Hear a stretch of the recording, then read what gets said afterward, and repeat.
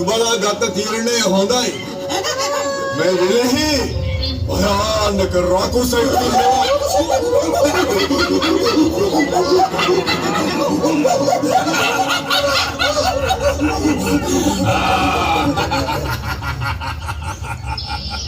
ඇයි නුඹලා ඔය පිපාසාවෙන් ගොඩට වෙලා බලන් ඉන්නේ?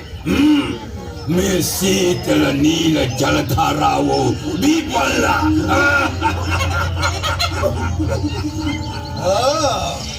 නුඹද මේ විලට අරක්ගත් රාක්ෂයා? ඔව් බලන්න. ඔව්. මේ විලට වසින හැමෝම පිළිගන්නවද බලන්න? බලන්න. ඔව්. හිටපම් බලාගෙන එසේනම්. ඇයි? මේ විලට කුරුල්ලෙක් බැස්සොත් මං ඒකවත් කනවා. ඔව්. බල රාක්ෂය, මම මේ මගේ රහේ එකෙක්වත් තට කන්නට ඉඩ තියන්නේ නැහැ. එහෙමද? එහෙනම් බම්බීපම් කොබලන්ට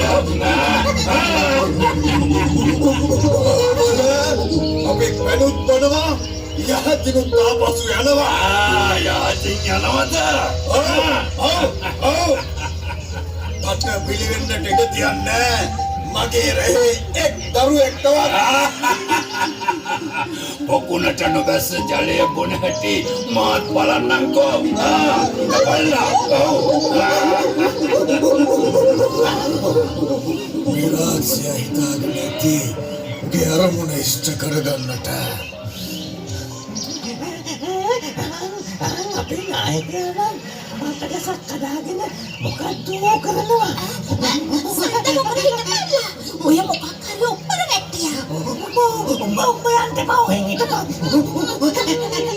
මම මාගේ රහේ සියලු දෙනාගේ ජීවිත ආරක්ෂා කිරීමට බැඳී සිටිමේ. ඒ සත්‍යක්මයි. ඒ සත්‍ය අනුබලෙන් මේ පටගහේ පුරුක් නැතිවි. එක් සිදුරක් පමණක් පිහිටත්වා.